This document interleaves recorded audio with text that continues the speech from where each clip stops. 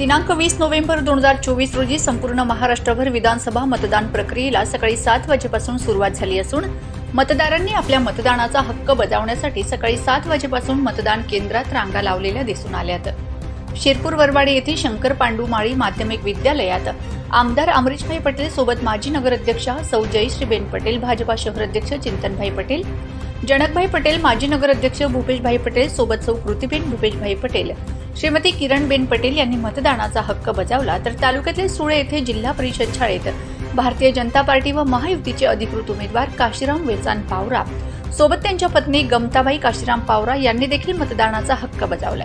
आज 20 तारीख आहे। आज विधानसभा मतदान सुरू झालेलं आहे।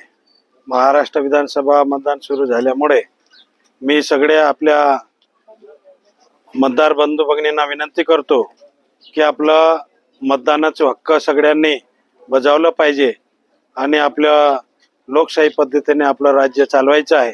त्या दृष्टिकोनातून आपण सगळ्यांनी मतदान करावं।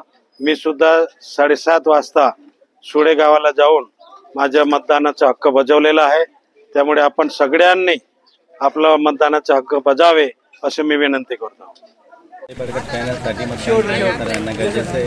त्यासाठी आम्ही पण मतदान करण्यासाठी आलेलो आहे। मी महाराष्ट्र राज्य परिवहन महामंडळ वाहक म्हणून त्यासाठी मतदान जाणार आहे। आपण पण सर्वांनी मतदान करावे आवश्यक आहे।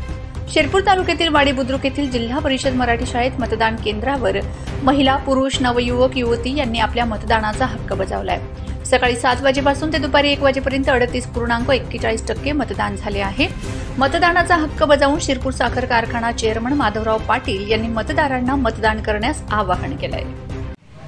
वडीगावमध्ये आता सकाळपासून एकदम उत्स्फूर्त लोकांना स्फूर्ती आलेली आहे। मतदानाची फारच भीड आहे। आता राहिलेले जे लोक असतील त्यांनी 6 वाजेपर्यंत टाईम आहे, त्याच्या आत सगळ्यांनी येऊन मतदान करायचं आहे।